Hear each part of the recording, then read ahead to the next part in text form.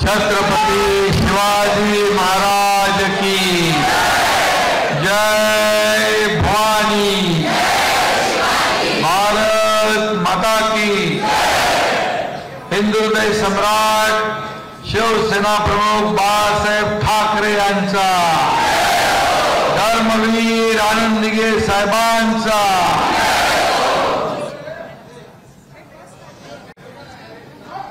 Doctor Babasaheb आंबेडकरांचा,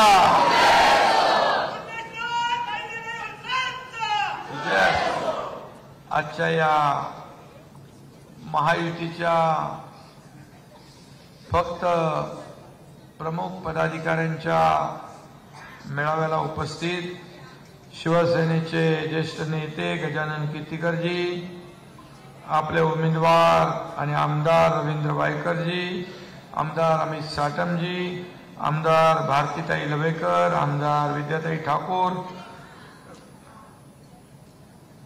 शिवसेनेचे प्रवक्ते आणि उपनेते संजय निरुपमजी, जयप्रकाश ठाकूर, शालिनीताई ठाकरे, कला शिंदे, संतोष मेडेकर, प्रकाश जाधव, अजय विचारे, मुरजी पटेल, गुलाबचंद दुबे, दीपक सावंत, हा डॉक्टर दीपक सावंत आपले माजी मंत्री, कमलेश राय, आणि कोण राहिला असेल?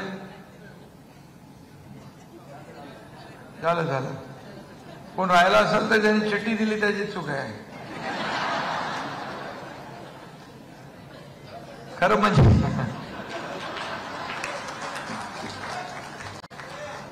महायुतीचे उमेदवार रवींद्रजी वायकर या मतदारसंघातून आपले उमेदवार आहे.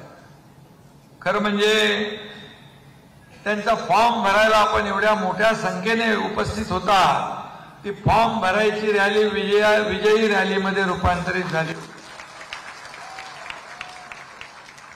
आणि तोच उत्साह आपल्याला 20 तारखेपर्यंत दाखवायचा. आणि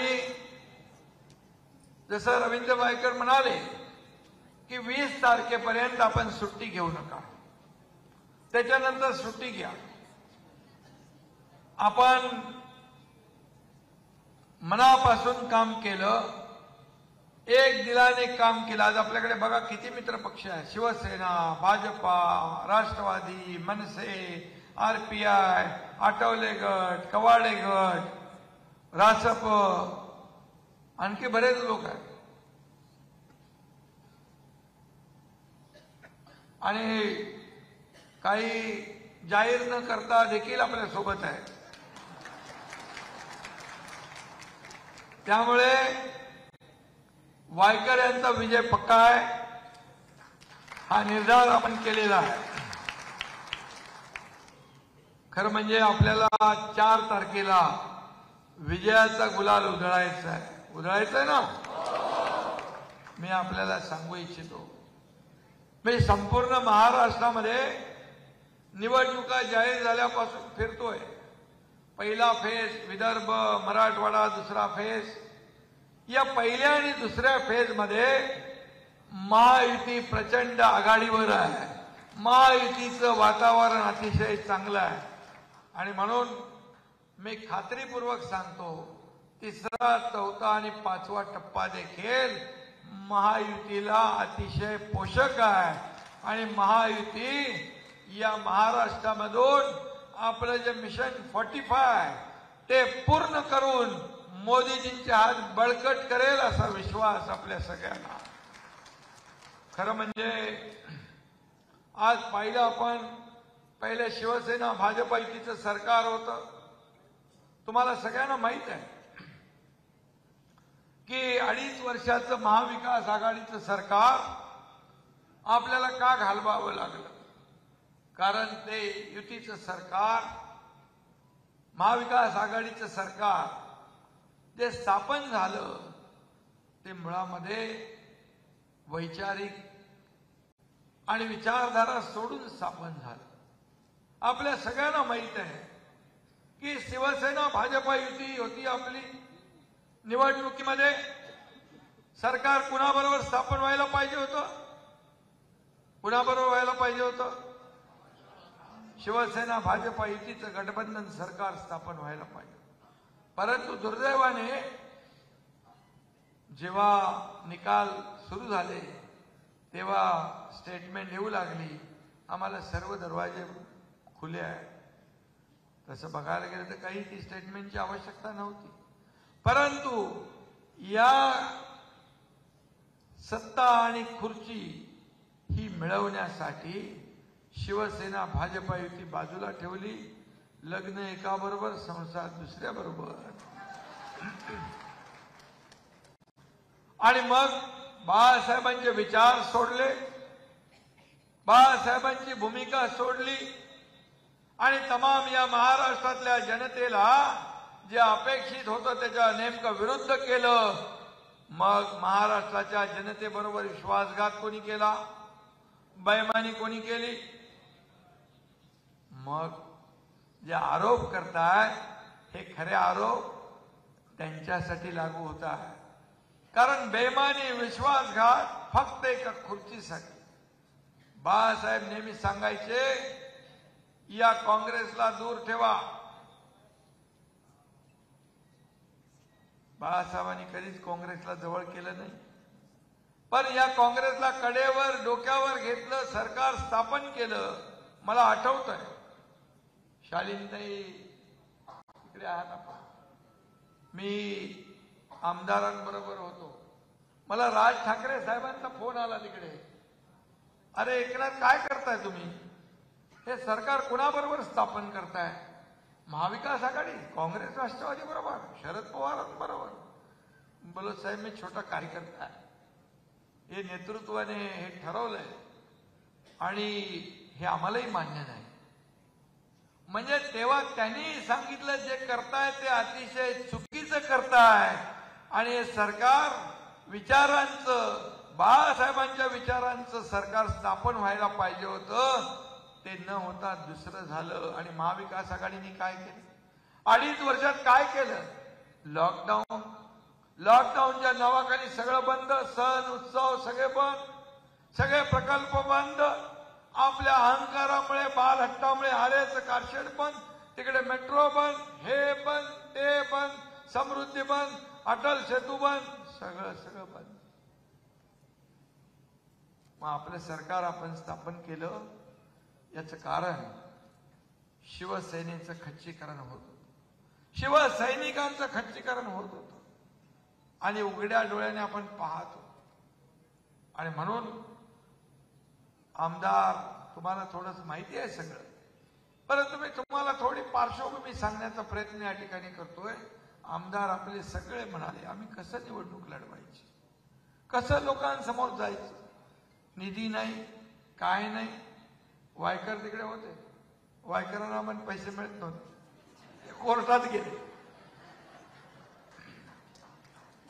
आणि म्हणून सरकार आपल्याला, काही भारतीय जनता पक्षाच्या लोकांना आतमध्ये घालण्याचे प्रयत्न होता, सगळा होता. म्हणून एकनाथ शिंदेने धाडस केलं आणि तुमच्या मनातलं सरकार आणलं. सण उत्सवाची बंदी हटवली, विकासाचे मार्ग सगळे खुले केले. 50 आमदार आणि त्यानंतर 13 खासदार इथे गजाभाऊ बसलेले. वायकर थोडे उशिरा आले. ठीक आहे, जसा जसा अनुभव लोकांना येतोय तसं तसं येतात लोक. काल रात्री भाऊ 3 वाजता आपला विजय करंजकर, नाशिकचा जिल्हा प्रमुख, रात्री 3 वाजता त्यांनी प्रवेश केला, कारण त्याला नाशिकची सीट महायुतीची आणायची होती आणि त्याने आज आपला फॉर्म मागे घेतला. संजय निरुपम हे स्वतः इच्छुक होते, इच्छा व्यक्त केली होती. इच्छा व्यक्त करणं गुन्हा नाही, परंतु त्यांना मी सांगितलं या मतदारसंघामधून मी रवींद्र वायकर यांना तिकीट देणार आहे आणि त्यावेळेस त्यांनी सांगितलं तुमचा निर्णय तुम्ही घ्या, आणि ते कुठल्याही अटी शर्ती विना आज शिवसेनेमध्ये दाखल झाले. बाळासाहेबांनी त्याला 2 वेळा राज्यसभा दिली होती. आणि म्हणून जेव्हा एकनाथ शिंदे या महाराष्ट्रामध्ये सरकार बनवलं, त्या सरकारचं काम बघून ते स्वतः शिवसेनेमध्ये सामील झालं. त्यांचंही मी मनापासून स्वागत करतो. खरं म्हणजे अनेक लोक येतात, हजारो कार्यकर्ते येतात, हजारो शेकडो शिवसैनिक जिल्ह्यातून तालुक्यातून लाखो लोक आज बाळासाहेबांच्या विचाराच्या शिवसेनेमध्ये येतात. खरं म्हणजे आज राम मंदिर झालं, 370 झालं, हे बाळासाहेबांचं स्वप्न होतं. ते पूर्ण कोणी केलं? मोदीजींनी केलं. 10 वर्षामध्ये जर आपण कामकाज बघितलं तर 50-60 वर्षामध्ये जे झालं नाही, पुढच्या 100 वर्षात होऊ शकत नाही, ते 10 वर्षात करून दाखवलं. त्यांचं नाव नरेंद्र मोदी आहे. आणि आपल्या सरकारमध्ये आपण पाहिलं 2 वर्षामध्ये एवढे निर्णय आपण घेतले. महिला बिगडे भगिनी आहेत, एसटी मध्ये 50% सवलत, लेक लाडकी लखपती, केंद्राची लखपती दीदी, ड्रोन दीदी, उज्ज्वला योजना, जनधन योजना, किती योजना केल्या. महिला बचत गटांना वाढीव मानधन दिलं, तो फंड डबल केला. आज अनेक योजना, त्या योजना शासन आपल्या दारी. शेतकऱ्यांसाठी आपण निर्णय घेतले, कष्टकऱ्यांसाठी, कामगारांसाठी, तरुणांसाठी, सगळ्यांसाठी. हे सरकार सर्वसमावेशक निर्णय घेणारं सरकार आहे. आणि म्हणून मी आपल्याला जसं जसं लोकांना विश्वास वाढतोय, हे सरकार काम करतंय.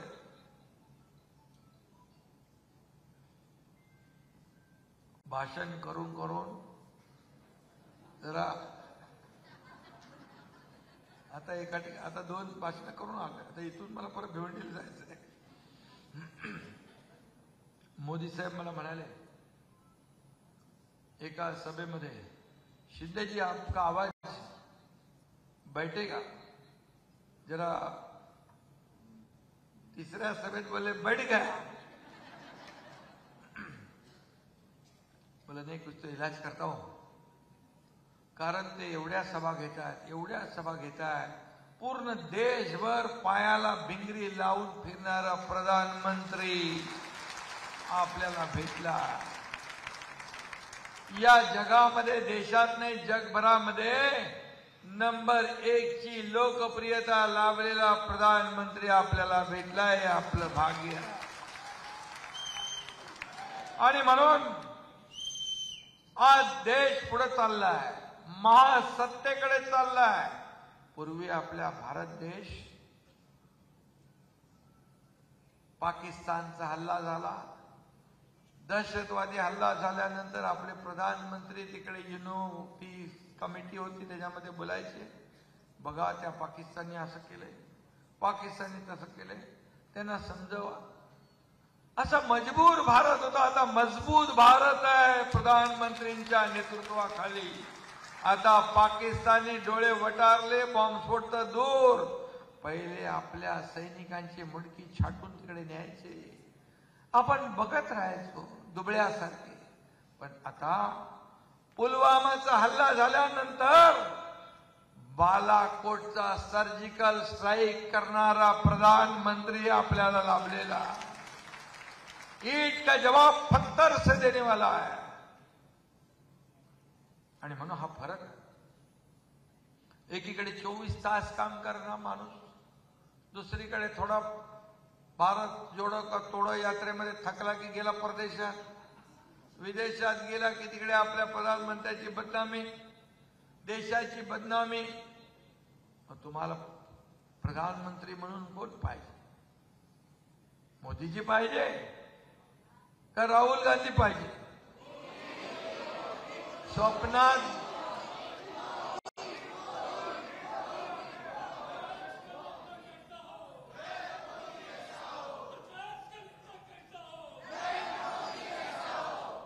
स्वप्नात देखील विचारलं तरी सुद्धा नरेंद्र मोदी यांचंच नाव लोक घेतील.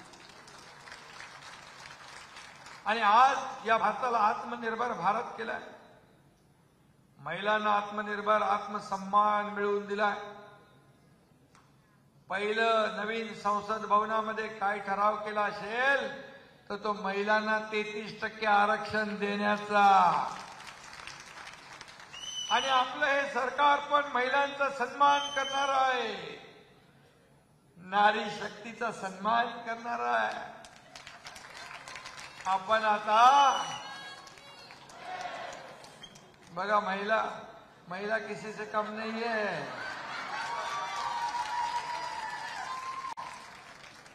तुम्ही वाजवली नाही पण यांनी वाजवली. नारी शक्ती त्याला सन्मान करण्यासाठी आपल्या सरकारने निर्णय घेतला.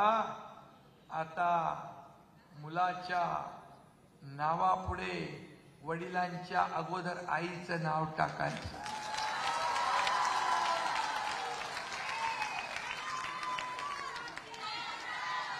छत्रपती शिवाजी महाराजांनी कल्याणच्या सुभेदाराच्या सुनेचा जसा सन्मान केला होता, छत्रपती शिवाजी महाराजांचा आदर्श डोळ्यासमोर ठेवून आपण काम करतोय. हे राज्य त्यांच्या आदर्शाप्रमाणे आपण चालवतो.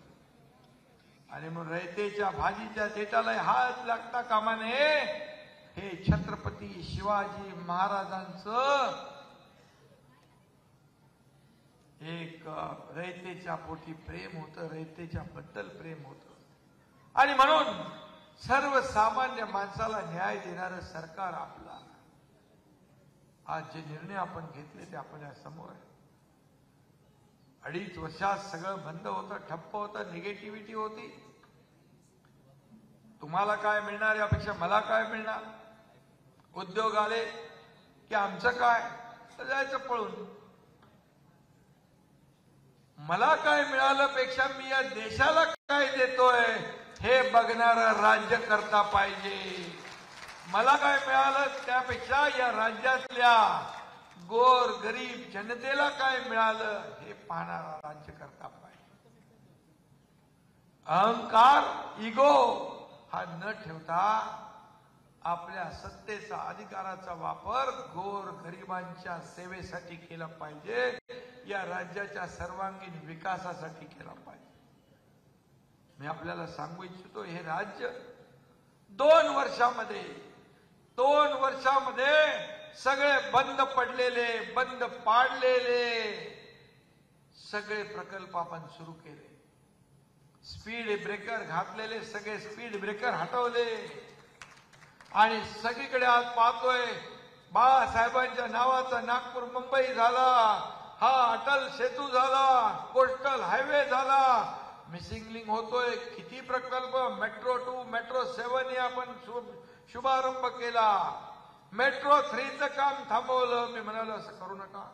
बोले नाही, 10,000 कोटीची चौकशी लावा. बोला अजून तो प्रकल्प मागे जाईल. 10 वर्ष अजून 20,000 वाढतील, लोकांच्या खिशातले पैसे जातील. आणि ते फार माझ्या मागे लागले. मी म्हणालो आता वेळ आलेली आहे. आणि मग सगळं भरून आल्यानंतर एकदा मग काय होतं त्याप्रमाणे मग सरकारचा टांगा पलटी करून टाकला. नवीन सरकार आणलं. सोपं काम होतं काय? पण त्याला धाडस लागतं. ते धाडस या एकनाथ शिंदेने दाखवलं. आणि म्हणून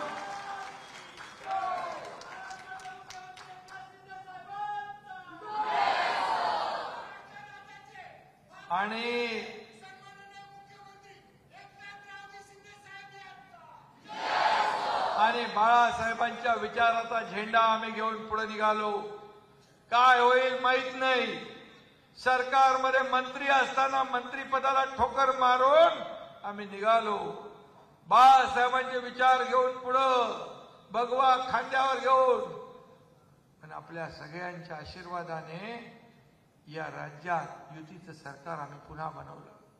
मी आणि देवेंद्रजींनी पुन्हा घेतलं. त्यानंतर अजितदादा आले.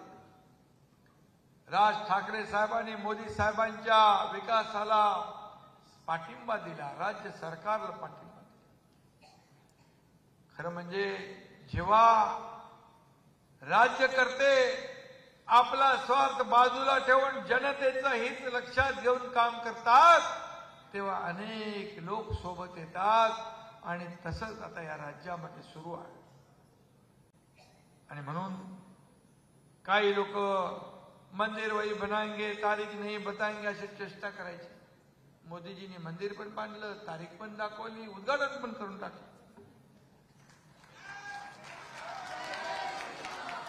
आणि म्हणून काय म्हणाले, काल परवा बाळासाहेबांच्या विचारांच्या खांद्यावर झेंडा घेऊन भगवा घेऊन निघालेल्या शिवसैनिकांना म्हणाले, गाढव. शिवसैनिक गाढव नाही, हे लंबी रेस का घोडा आहे.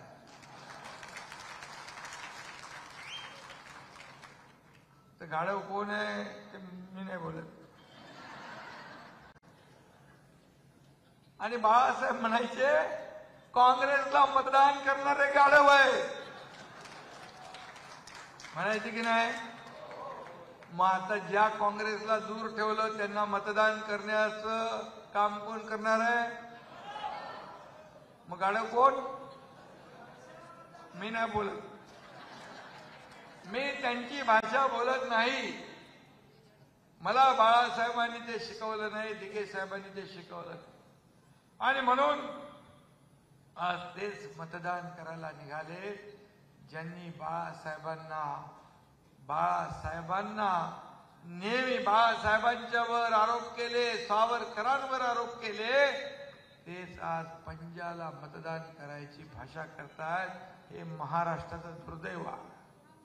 आणि म्हणून मी एवढंच आपल्याला सांगेन, महायुतीची वज्रमूठ भक्कम आहे आणि ही वज्रमूठ आपण अधिक मजबूत करूया, अधिक मजबूत करू. आपला अजेंडा काय, विकासाचा अजेंडा आहे. आज आपण एवढं काम केलंय की त्याच्यापासून आपले लक्ष विचलित करण्यासाठी नवीन नवीन फंडे, नवीन नवीन संभ्रम पसरवण्याचं काम करताय. संविधान बदलणार म्हणतात. बाबासाहेबांनी घटना लिहिली. बाबासाहेबांच्या घटनेमुळे आज सर्वसामान्य कुटुंबातला एक मुलगा या देशाचा प्रधानमंत्री होऊ शकला. बाबासाहेबांच्या घटने.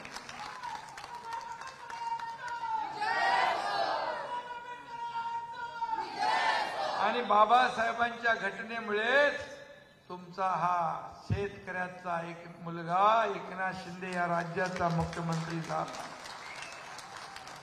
आणि म्हणून त्याचबरोबर काल कोणीतरी म्हणालं, कोण काँग्रेस वडेट्टीवाराने आपल्या शहीदांचाच अपमान केला. म्हणाले करकरे यांना कसाबची गोळी लागली नाही. अरे ज्या कसाबने शेकडो लोकांचा बळी घेतला त्या कसाबची तुम्ही तळी उचलताय. पाकिस्तान जे बोलत होता ती पाकिस्तानची भाषा तुम्ही बोलताय. करकरे, काळसकर, कामटे, ओंबळेनी तर कसाबच्या अख्ख्या गोळ्या पोटात घेतल्या पण कसाबला सोडला नाही. आज अशा शहीदांचा अपमान तुम्ही करताय, देशभक्तांचा अपमान तुम्ही करताय, पाकिस्तानची भाषा बोलताय. कुठं फेडणारे पाप. म्हणजे मी मगाशी म्हणालो, काँग्रेस का हात पाकिस्तान के साथ असं म्हटलं तर वावगं ठरेल. आणि तो फारूक अब्दुल्ला म्हणाला काँग्रेस के पास अनुभव आहे. या देशात राहता, या देशाचं अन्न खाता आणि पाकिस्तानचे गोडवे गाता. हे देशद्रोही ही जी काही पिलावळ आहे, त्यांना आपल्याला संपवायचं आहे ना. संपवल्याशिवाय आपण स्वस्थ बसायचं नाही. मी जाहीरपणे सांगतो, बाळासाहेब देखील सांगायचे, आपल्या मंत्रिमंडळात साबिर शेख मंत्री होते, माझ्या मंत्रिमंडळात पण अब्दुल सत्तार मंत्री आहे. देशभक्त मुसलमान जे आहेत हे आपले आहे. देशभक्त मुसलमान, देशभक्त हिंदू, देशभक्त शीख, देशभक्त ईसाई, सगळे जे देशावर प्रेम करतात ते आपले आहे. आज बीजेपीने एक कुठली जाहिरात काय टाकली, आम्ही काय मत इथं दिल्यावर फटाके कुठे पुन्हा पाकिस्तान का भारतात, एक जाहिरात दिली. त्या जाहिरातीवरून महाविकास आघाडी मध्ये इलेक्शन कमिशनकडे जाणार, काँग्रेस कोर्टात जाणार. अरे काँग्रेसचं नावच नाही त्याच्यामध्ये. बोले मत इथं मिळाल्यावर फटाके कुठे फोडणार, भारतात का पाकिस्तानात, त्याच्यामध्ये काँग्रेसचा काय उल्लेखच नाही. पण चोराच्या मनात चांदणं, त्यांनी ते स्वतःवर लागू करून घेतलं. कारण पाकिस्तानची भाषा आता ते बोलू लागले. आणि म्हणून आता पाकिस्तान आपल्या देशाकडे डोळे वटारून पाहू शकत नाही. कारण आज आपल्या देशाला मजबूत प्रधानमंत्री लाभलेला. गेले ते जुने दिवस 2014 पूर्वी बघा, बॉम्बस्फोट झाले, पुण्यात झाला, दिल्लीत झाला, मुंबईत झाले, रेल्वेत झाले.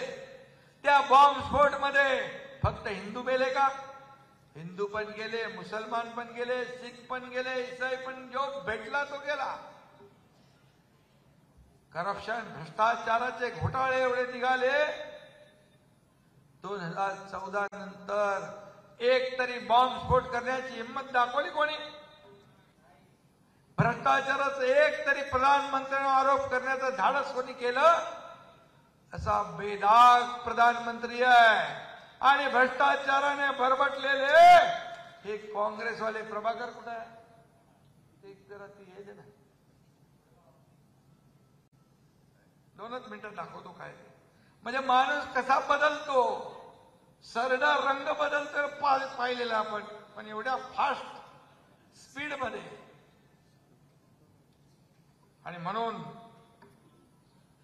आज आपल्याला मी एवढंच सांगेन,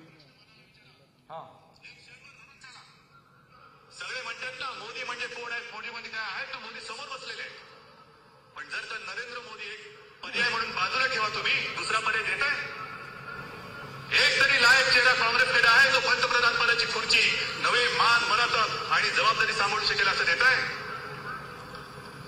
कोणी राहिलेलं नाहीये, सगळे बरबटलेले आहेत. कोण कोळशात बरबटले आहेत, कोण 2G मध्ये बरबटले, कोण कशात बरबटले, सगळं बरबटलेलं. तुम्ही नरेंद्रभाईंना मत देत नाही आहात, तुमच्या भवितव्याला मत देत आहात, तुमच्यासाठी तुम्ही मतदान करणार आहात. बघितलं? आता म्हणतात नरेंद्र मोदी, ओनली काँग्रेस, हात का पंजा. अरे सरडा रंग बदलतो, पण एवढ्या स्पीडने रंग बदलणारा नवीन. आणि म्हणून रवींद्र वायकर इकडे आहेत, त्यांना अनुभव आहे. किती निवडणुका लढवल्या तुम्ही? 4, 5, 7, 8 लढवल्या. 8 निवडणुका लढवल्या. आणि 8 निवडणुका लढवलेला रवींद्र वायकर यांना विधानसभेत देखील 90,000पेक्षा जास्ती मतं मिळालेली आहे. आज रवींद्र वायकर, अमित साटम, आपल्या लवेकरताई, ठाकूरताई, इथे 4 जण झाले. आणि बाकी तर आपल्या सोबत आहेतच.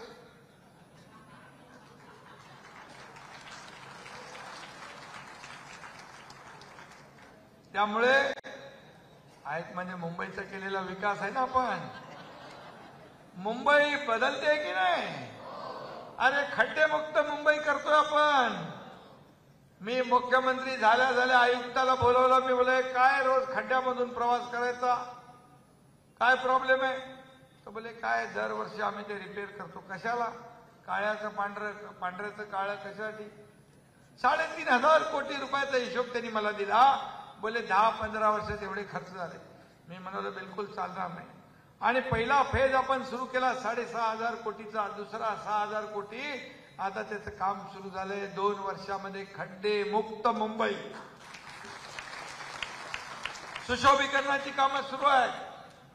डीप क्लीन ड्राईव्ह सुरू आहे. प्रदूषण खाली आलंय. मुंबईचं पोल्युशन कमी झालंय. बाळासाहेब ठाकरे आपला दवाखाना सुरू झाला ना आपल्याकडे. ती आयडिया माझी आहे. ठाण्यात पहिले 50 सुरू केले मी. चेलला बोलवले. मला प्रत्येक चाळीमध्ये झोपडपट्टीच्या बाजूला आपला दवाखाना पाहिजे बाळासाहेबांच्या नावाचा. त्याच्यावर टीका करू लागले लोक. त्याची सेवा घेऊ लागले. मी स्वतःच काही ठिकाणी व्हिजिट केले. लोकांना विचारलं. लोक खुश होते. आमच्या घराच्या बाजूलाच दवाखाना. 147 प्रकारच्या टेस्ट फ्री, औषध फ्री, इंजेक्शन फ्री, सगळं फ्री. त्याने पोट दुखू लागलं. मी सांगितलं त्यांना ज्यांच्या पोटात दुखतंय त्यांना पण या बाळासाहेब ठाकरे दवाखान्यात फ्रीमध्ये उपचार देऊन टाका. आज मुंबई हे आंतरराष्ट्रीय शहर आहे. आंतरराष्ट्रीय दर्जाचं शहर आहे. मुंबई ही आपली आर्थिक राजधानी आहे. जगभरातले लोक इकडे येतात. मग मुंबई कशी पाहिजे? आज रात्रीची लाईट बीट दिसते, चांगलं वाटतं ना, बरं वाटतं ना. मुंबई बदलते.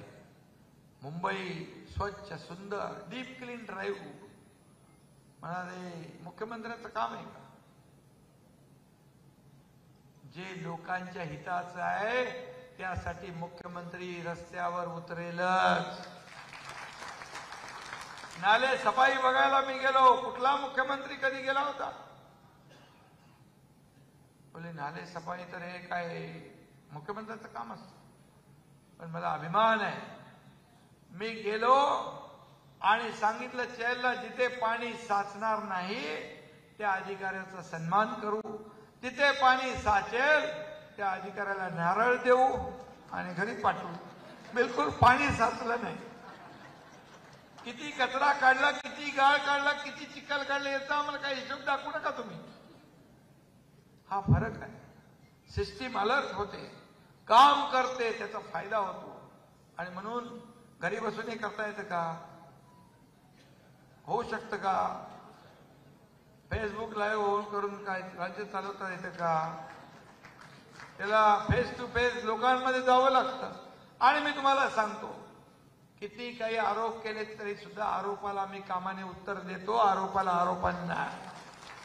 आणि म्हणून जिथे जिथे जातो हजारो लोक प्रेमाने स्वागत करतात.